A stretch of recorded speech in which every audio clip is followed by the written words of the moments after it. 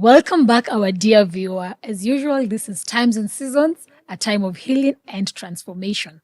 And I hope you're staying put. Before the short break, we had a very interesting conversation on, wealth creation, the importance as young people to even sit in the right circles, be at the right place at the right time, and make the right decisions. And we continue with that conversation. And like we said, social media is very important. Yeah. We have it here with us. This is a digital age, but it really matters your discipline. And like we have been told, you do not have to pick everything in that menu. You just decide on what to pick. That's right. Welcome back, Bishop. Thank you. Hope you're enjoying the conversation this far. I'm trying. Yeah. It's your story to tell. For us, we're enjoying it on this Adialoni end. talked about around the fireplace. Yes. Yeah. And I remember one uncle of mine, he died many years ago. He was from Kangema. So one time I asked him, because he looked strong all through. Yeah. So he was in his 70s, 80s. He was still very strong. He had not lost any of his tooth. Yeah. As people grow, Yes. the way people lose their teeth, they lose their sight, they lose this, and can't even walk upright. And this man was always like strong all the life I knew him. And so I asked him one day, how come that you're always strong? When others are saying, hey, now my teeth, I can't eat githeri, I can't eat sugar cane. For him, he was eating everything. Wow. Even the githeri with the tough maize. Yeah. And so he told me in Kikuyu, just a few words, and he said, "Okoro oreago nini." I don't think I understood that one. It's like he said, if I can try to translate or paraphrase, is that when you are old, you eat what you sowed when you are young. Oh, right. So he was trying to say, I never wasted my life when I was young. Okay, he didn't get into drinking and smoking and the things that people do to hurt their lives. Yeah. I saw an article yesterday, I think it was on the news, about tobacco, the way they were saying in Kenya alone, we lose 12,000 people every year from tobacco. Wow. And I thought, wow, that's like 1,000 people every month. Yes. If a disaster happened in Kenya and we lose 1,000 people, God forbid, it'll be so all over the world. Yes. But this is a disaster where people just smoking a cigarette. Yeah. And I remember as a young man, I had started smoking cigarettes. That's one of the reasons I wanted to go to Bungoma. So that I can have my own money. Because what I didn't smoke for many years, but one thing I realized about smoking was that it's very addictive. Probably more than even alcohol. Okay. Once you get hooked to it, it's very hard to stop. You are really, your body, your blood is really yearning for that thing. Yes. And those days they would bring, I don't know in the market what is there today, they were very cheap, cigarettes that didn't have the filter. They were calling them roasters. We are learning a lot of new vocabulary here. So they were very cheap. Yeah. So that's what we could afford without filter. And they say it's even more dangerous. Yeah. So you can imagine if I got hooked up until today, if the Lord didn't have mercy, and I'm been smoking for 40, 50 years, my goodness, it'll be another story. Yeah. Because that hurts your lungs, your systems. And so they were saying 1,000 people die. It's like, and they were saying it's like about that 3 people every day die from just smoking. Yeah. So some of the things, because again, we all pray for long life. This is what my uncle was trying to say to me.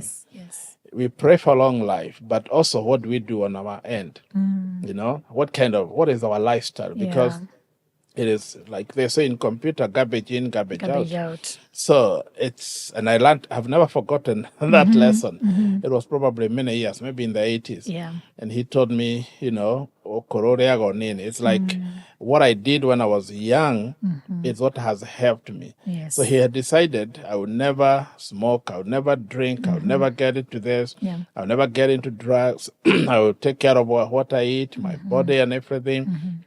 So, and I learned that lesson, and you see, somebody may just be thinking, young person, and the way you get hooked to smoking, like for us, we started because we are in primary school, we don't even have money to buy cigarettes, even the Yes. roasters. Yes. Sometimes when you are so, you used to say you're thirsty.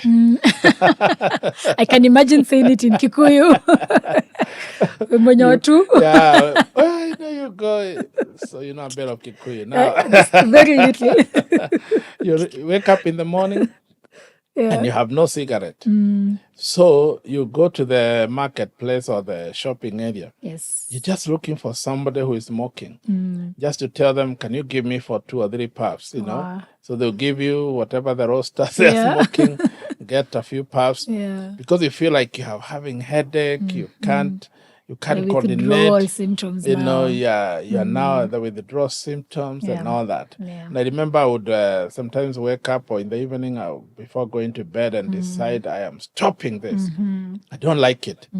Because after people have been hooked up to smoking, they actually don't like it. Yeah. It's only that they are now in it. Yes. So I would actually wake up, in the night and say, I'll never smoke again. I'll never smoke again. And then if I had a few, 2 or 3 pieces of cigarettes, and I would just go crush them and throw them away and, do it like a ritual and put all that on the door and say, I would never come into this house again with a cigarette because I'm getting frustrated. I don't have money.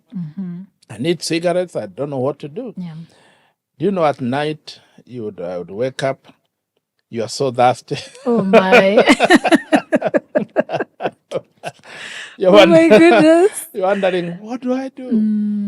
You go back where you threw everything, the ones you crushed and threw on the floor, you start picking one after the other. Put them together. Put them together, look for a newspaper. What? You roar again. You start smoking. Start smoking all the time. Addiction is real. It's real. When you see somebody who is addicted, you don't blame them. That's true. You think of how can they get help. Because there are people who are addicted to cigarettes, to alcohol, to drugs, to sex, to whatever immorality. Yes. And they don't know how to get out. Yes. But when people, what helped me is when I gave my life to Christ. And what I had struggled to quit, I would quit, come back, and you go telling people, young people, they ask you, hey, how come you're not smoking? Me, maneno niliachana nayo. After 3-4 days, you're back. You find somebody and you tell them, hey, give me for 2 puffs. And again, you find yourself, you're back. Yeah. But I believe in that power. Even as we celebrate Easter, Yes. there's a power of the cross.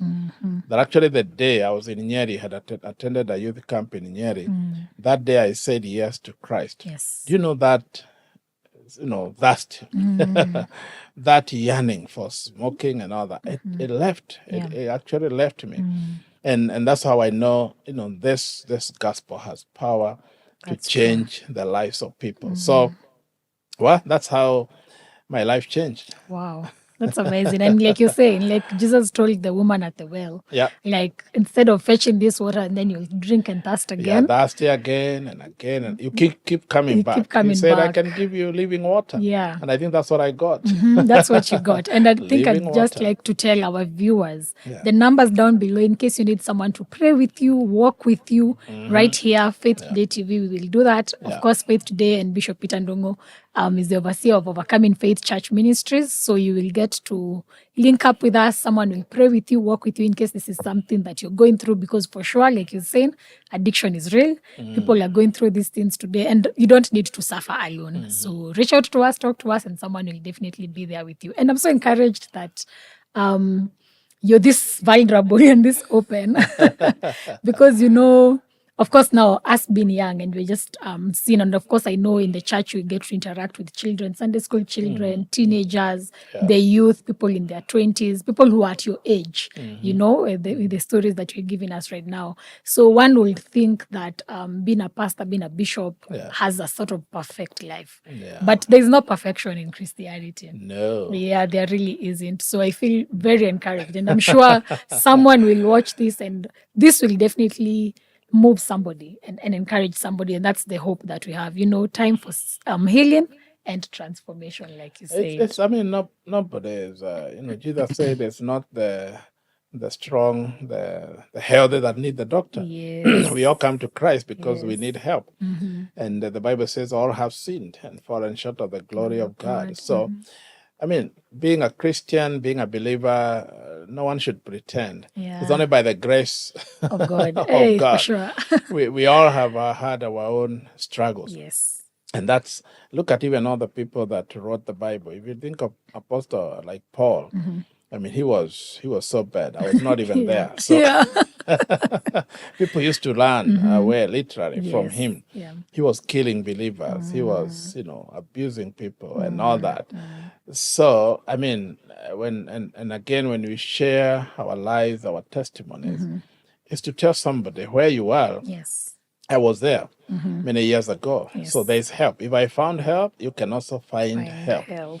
But we can't sit here and pretend when I was, when I was born, I was okay. All my life, childhood, youth, everything. I believe that's why David, prayed and he said, please, do not remember the sins of my youth, because I think there are many, especially navigating through the youthful life. You go through a lot, and there's a lot of temptations to do the wrong thing. Yes. You're being enticed. There are people who are calling you.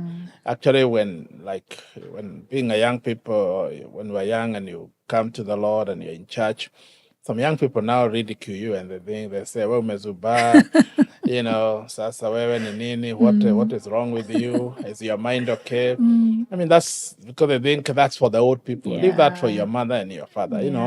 You come and enjoy life. But apparently some of the people who thought ni kuzuba, ni kupoteza, ni nini. Today you look at their lives, those who are still alive, you can tell something is amiss somewhere. And some have even died because they didn't give their lives to Christ. So it's not a weakness. To be a believer, for me, I believe it's not a weakness. It's the best thing that can happen to any young person. Yeah. Beautiful. And as we continue with this conversation, we have people interacting with us. And somebody is asking a question here, which is very, very interesting. Looking back and with this amazing testimony, they say, wow, that is such a testimony, Bishop. Looking back now, in that time when you are, in this period when you're really fighting to stop tobacco and then you're going back and picking them back, what do you think you were really looking for in that moment? Sometimes you don't even know what you're looking for. Yeah. It's maybe what is looking for you. Wow. That's a good one. There's peer pressure because, I mean, all the young people are smoking. Yes. And then, it comes with a kind of some pride. Yes. Pride of life, where I can, you're holding a cigarette. It's like now, you're smoking. Yes. And you'd blow the smoke through your nose and experimenting. You blow it out, sometimes on the side. Yeah. Oh my goodness.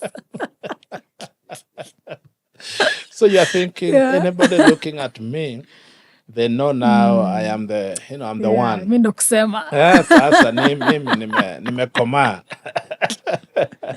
And I can smoke and nobody asks me. I'm of age, especially after 18. I can smoke and nobody really asks me. You're not thinking about the harm or addiction or anything. You're thinking of it's prestigious. And of course, when you see other people smoking, it looks so, it is something to be proud of. Now, if you watch, we didn't have television, but sometimes there will be a movie in the marketplace. Yes. The one, watoto kaeni chini. They bring that, and in the movie you can see some wazungu smoking, even women smoking, and you think, wow, this must be the thing. Yes. That it makes you look like, it makes it look like when you have made it, when you have some little money and all that, I mean, that's where you should be. Yeah. So even when you start, smoking or drinking, and and you're holding a beer in the club. Yeah. It's like now, where umefika. Yeah. That's why they even have, I don't know that they still have those tools in the clubs. Ambayo inaitwa sina tabu. I know those tools. Sina tabu.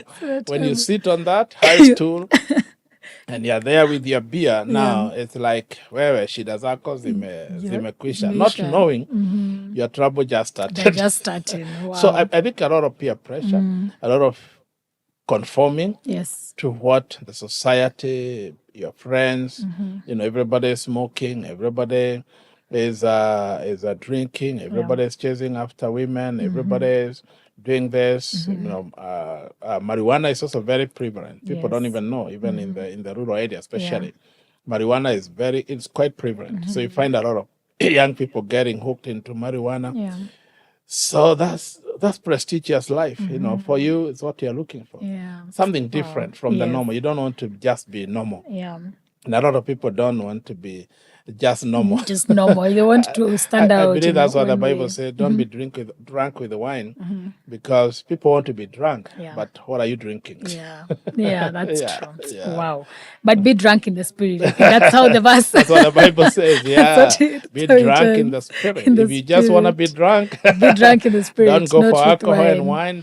Be drunk in the spirit. Yes, but truthfully, and I know, like you said, you've told us before how you really want to bring impact even to the young people in now Mariaini. Yeah. And now with this interaction that you have with them, do you think, or rather, do you ever see yourself in some of these young men that you're working with currently? Oh, yeah. I mean, when I look at them growing up in those rural areas and no shoes, smoking, and every time I call my mother, once in a while, you tell me, oh, you know what, we are coming from a funeral, we buried this person, and some of them are the people we are working with. I think had this year, some of the young people then, he was slightly older than me, we were working with, and some of the people introduced me now to those behavior. He died. And then you tell you, oh, we buried this one, we buried this one. I thought, wow, that could have been me. Yeah.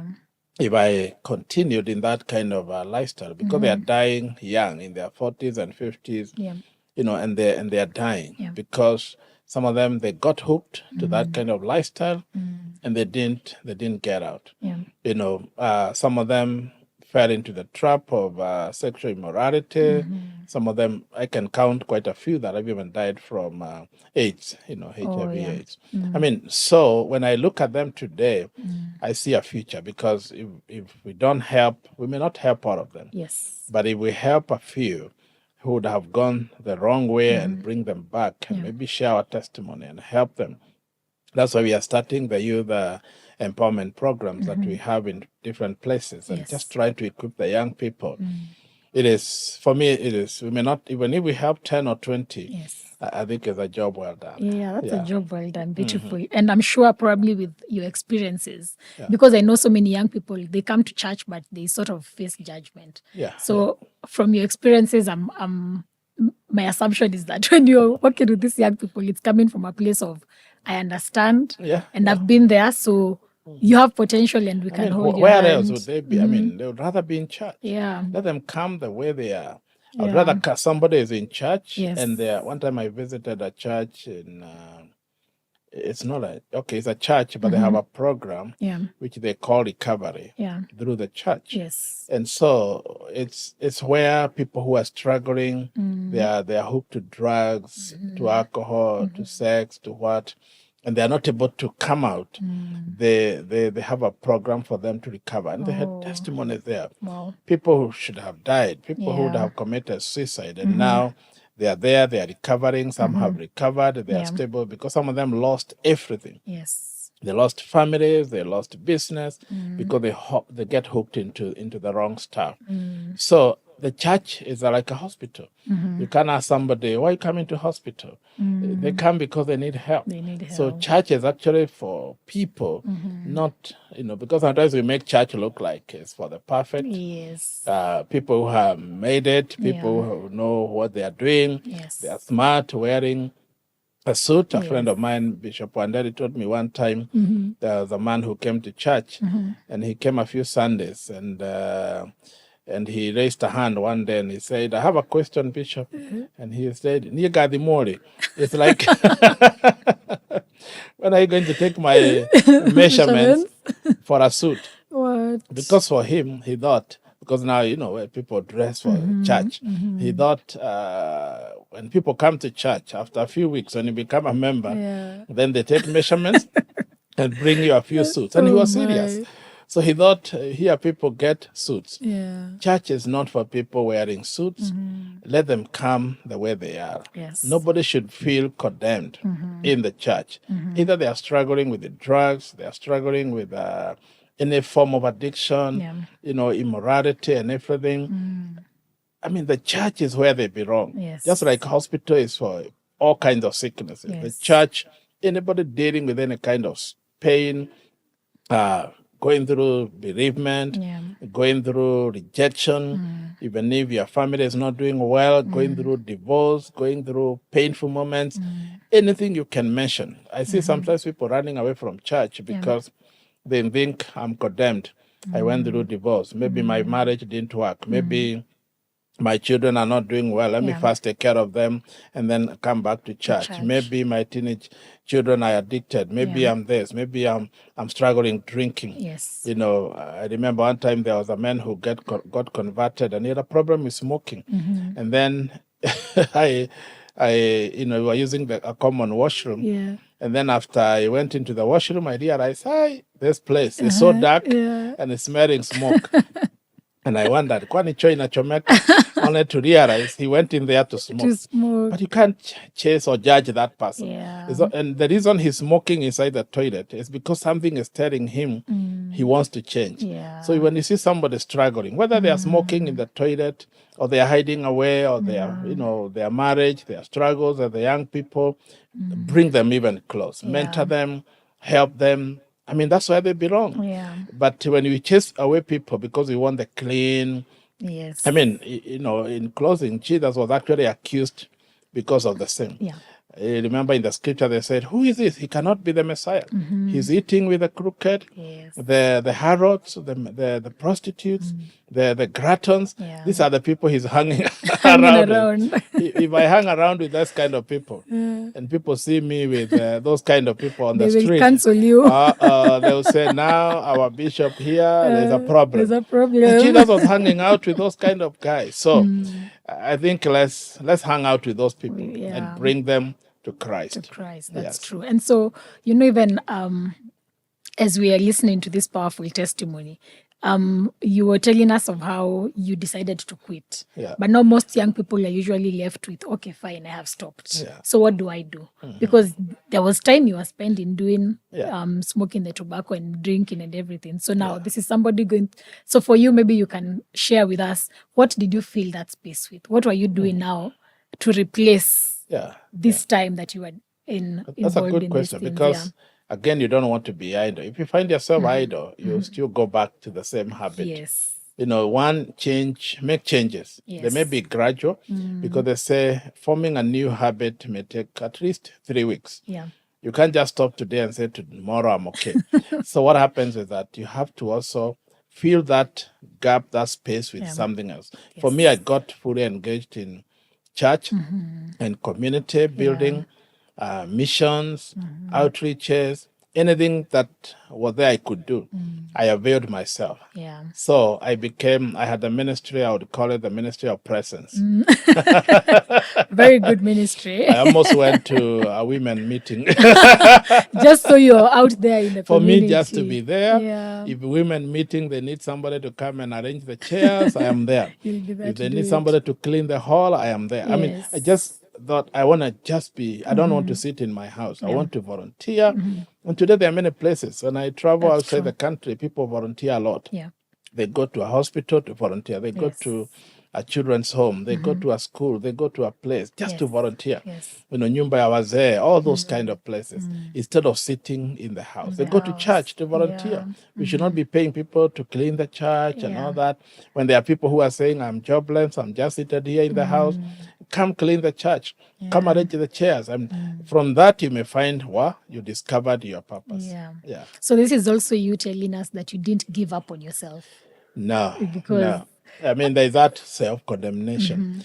And you have to learn to forgive other people, but also to forgive self. Yes. Because if you always feeling like, I messed, I did this, I am condemned, look at all the mistakes I did.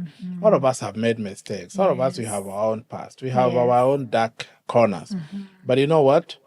You have to rise above that. That's true. Like Apostle Paul would say, there's therefore now no condemnation. If there's that condemnation always pushing you down and telling you you're useless, look at this didn't work, you got a baby out of wedlock, you did this, you smoked, you drank, you wasted money, you lost your family. The devil would want you to stay there. Yeah. But you can rise, and actually ministries are born out of that. Yes. People who went through those kind of things, you can turn it, flip it around, and turn it to be your ministry. That's true. And encourage other people who are in that space. That's true. Yeah.